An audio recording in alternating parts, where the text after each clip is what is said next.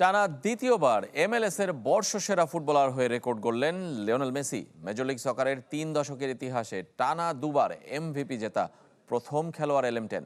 পুরস্কার পাওয়ার আনন্দ সতীর্থদের সাথে ভাগাভাগি করে নিতে চান ইন্টার মায়ামি অধিনায়ক। বয়স বাড়ছে, কমার কথা পারফরম্যান্স, উল্টো আরও পরিণত অভিজ্ঞতায় ঋদ্ধ লিওনেল মেসি নিজেকেই নিজে ছাড়িয়ে যাচ্ছেন প্রতিটি মৌসুমে। 38 বছরে এখনও দলের অপরিহার্য। তারই পুরস্কার এ ট্রফি।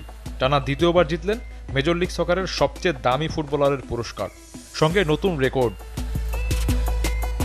দুভাগে বিভক্ত মেজর লিগ সকার, রেগুলার আর পোস্ট সিজন। মূল মৌসুমে দল 3-এ থাকলেও 29 গোল করে হয়েছিলেন সর্বোচ্চ গোলদাতা। পোস্ট সিজন অর্থাৎ MLS কাপে আরও 6 গোল করেছিলেন 2 নম্বরে।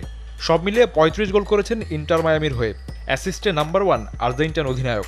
গত মৌসুমে মেসির গোল ছিল 20টি।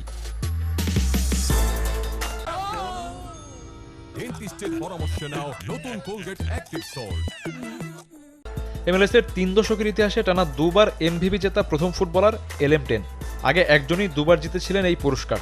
তিনি ক্যানসাস সিটির গ্রেট ট্রেকি 1997 আর 2003 সালে।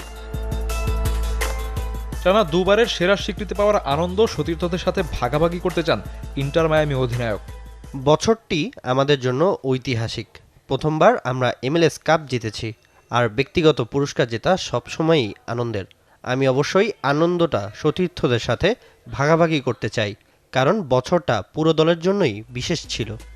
পারফরমেন্সই সেরা বানিয়েছে মেসিকে, তবে সেই পারফরমেন্সের মূল্যায়ন করেছেন সাংবাদিক, ফুটবলার ও ক্লাব কর্তারা। 70% ভোট পেয়েছেন এলএম10।